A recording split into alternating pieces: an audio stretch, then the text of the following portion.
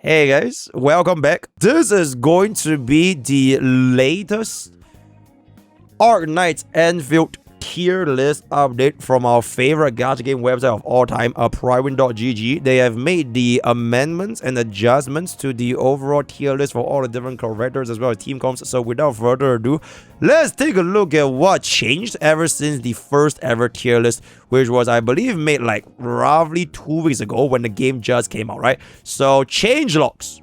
Okay, so basically last updated 2 days ago, right? 2 days ago, all right?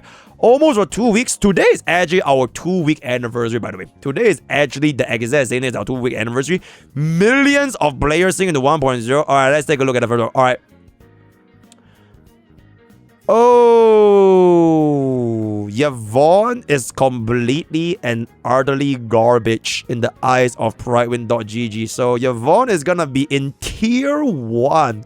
Not even 0.5, by the way. Tier 1. As mentioned in the tier list team update, Yvonne is not performing. Oh my god, Last Right is literally better than Yvonne. I can't even confirm this because I never tried, right? So I will just believe in Prydwen. Last Right is better in the hands of most players with the currently established rotations, setups, and encounters. Because of this, we are starting a rate up character a tier below the free unit. Yep, Last Right is actually a free. In case you guys haven't seen our latest update, by the time this video goes up, Last Right is actually going to be a free unit because everybody will be getting a free 6-star operator selector. So you know what? Who the fuck cares about Yvonne or the giant ass? We're just gonna be all getting the Last Right on the selector, and you'll never have to build another ice DPS ever again, right? So that's gonna be that. However, we are also watch listing her. Most players haven't had a chance to play with Yvonne, and this version of her wasn't available for testing. She wasn't trying Umbral Monument either, so it's possible new comms rotation, encounter, or breakpoint could elevate her performance. Interesting. Alright, this measure was approved by Fob Master. Fluorite. Okay, Fluorite. We already knew she was always going to be quite decent because she's the only other support for your cryo teams that can apply a consistent cryo stacks. It is just that overall for our cryo team setup right now, we don't have a inflictor as good as Wolfguard because Zaugi doesn't apply as far as Wolfguard. So Flora is really just like the wheelchair that helps you like a little bit more. Okay, received a major buff, the extra infliction to the ultimate, huge. Strong infliction spammer and nature of cryo team, making a better option for Yvonne or Last Right. Playable in both, suffers from yep, absolutely. Okay, this is honestly a pretty easy fix. I believe her P5, or was it P3, it allows you to shorten the combo skill cooldown by a little bit. So it is not super long, because by default, I believe it's what, 28 seconds, which is super fucking long. But you can actually do it down to like roughly 20-ish. Lack of buffing option as well as the perfect home for your Yvoone and Last Right can stop in blah blah blah. With that being said, she's in a much better state. Yippee! Very good. Okay, Sauhi is more so like you have no choice. If Zaugi was gonna be compared to Wolfguard, right, you will definitely apply lesser cryo inflictions compared to Wolfguard. But we don't really have anyone else right now, so Zaugi is pretty much gonna be there. On top of that, she has the healing portion, giving you the damage M, so very good for your any cryo team, and you're pretty much just gonna be running her, so very nice. Gilberta is gonna be tier 0.5. Okay? Overshadowed by Ardata, with Stoya and Gilberta conflicts, Ardata plays a conflict, blah blah blah. Now, with many people approaching the team building, Gilberta has found strong niches on top of a very generalist role as a CC getter character. So basically, if you play Genshin Impact, it's Venti. Into the wind.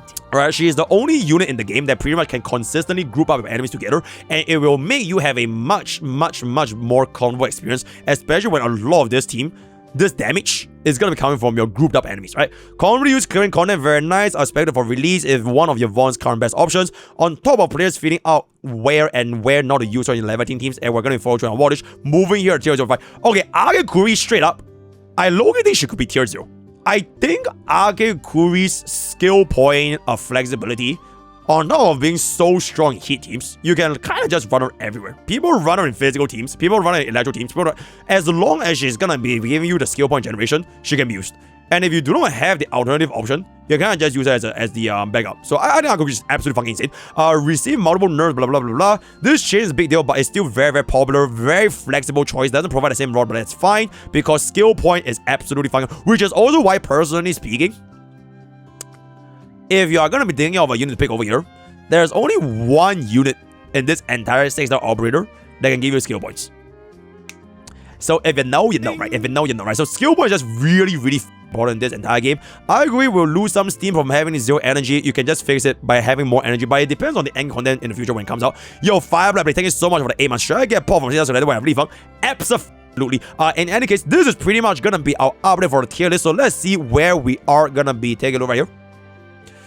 Okay, so Levitate and Ardalia, default tier 0. Last right, actually at a tier 0.5, I would say they done our man Yvonne dirty, bro. Like legit. Yvonne is not in the same tier as all these bad bitches, right? If it was up to me, I will put Yvonne and tier 0.5 and Pokke honestly can just go up tier 0. He is really, really fucking good, right? If you are anybody that has played Pokke with or without a physical team, can know what bro is capable of. Your rotations feels a lot faster, which in turn makes your damage come out a lot faster. Because your bow knight in this game, right, a lot of times is tied by skill points. And if you don't have the skill points, you can't you just do nothing. And nothing really gives you that other than Pokke right now. So if you are gonna be a physical main, I think bro is absolutely cooking. Chen, frankly speaking, I would also put her in tier 0.5. She is the fastest applicator of your inflictions for physical. But if they're going to be putting Wolfguard in tier 1, then I think it's pretty fair. They're both pretty much the same unit. This one's for fire, then this one's for physical, right? So if this guy goes up, then maybe she will stay here a little bit. But I think Yvonne is definitely not here. His damage amplification and link is like super nice. I have not played electric team enough, so I'm not going to say anything. Enderman? I don't really think you run Enderman as like sub DPS that much. You almost always exclusive run Enderman as the main DPS to proc your crush. If you are gonna be running him as a sub DPS with like Pokke, so you use Pokke to trigger your first vulnerability. Your second vulnerability damage is still gonna be coming from Enderman. So that is pretty much it, because we don't really have enough physical stats to go around to keep spamming up these skills without the crush stacks, right? Rest of the units here, we don't really have too many things to say. I think bro is still pretty much homeless. Okay, bro, Prydwen, if you're watching this video, I swear to fucking god, you guys need to try Ember. I legitimately think Ember is like, she's so undervalued. And the reason why I say this is because, right, I have been cooking up a lot of like videos in my spare time when I have been staring at Bilibili. Yujing, which is gonna be Amber's name, she is one of the most popular okay, not the most, but like a lot of CM players play Yujing. So like, this is, for example, the world's first 3 minute 25 seconds Ember team running up against Marble Agaloy at level 90. 3 minute 35 at level 90, which I think is legitimately fine crazy. Okay, wait. The music is DMCA, but the rotation is basically, the concept, right, is you make use of Ember to be your main DPS, and you are gonna use her to inflict a ridiculous amount of stagger as well as skill point generation. So even though she is the on-field character, right, she is not the main DPS. She doesn't really do damage. The damage is still gonna be coming from your admin to apply your crush, and the one time when she actually will deal damage is when you apply the stagger. And this particular fight is actually so bad for the physical team, because they can't even deal stagger to the tentacles, right? They have no stagger bar. So you only deal massive damage in the middle point, which I kind of want to show you guys. It's actually fucking crazy. All right, peep this. Peep, right? So this part. Watch this. Watch. She's gonna apply that. She's gonna get that. And then 4 stacks. 1 million. We literally have a 1 million 100 to 0. 100 to 0. Yep, okay, granted.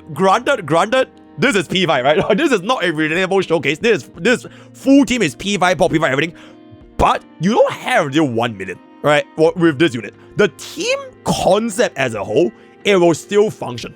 So I think Ember is really fucking underrated. I personally, not even cause she reminds me of Fei Xiao, I think tier 0.5 is gonna be very highly considered. I don't think she's anywhere near the same tier as Snowshine. So if Prydwen is gonna be able to watch this video, let me know what you guys think. That being said, I would say the overall tier list so far is relatively okay, except for one thing.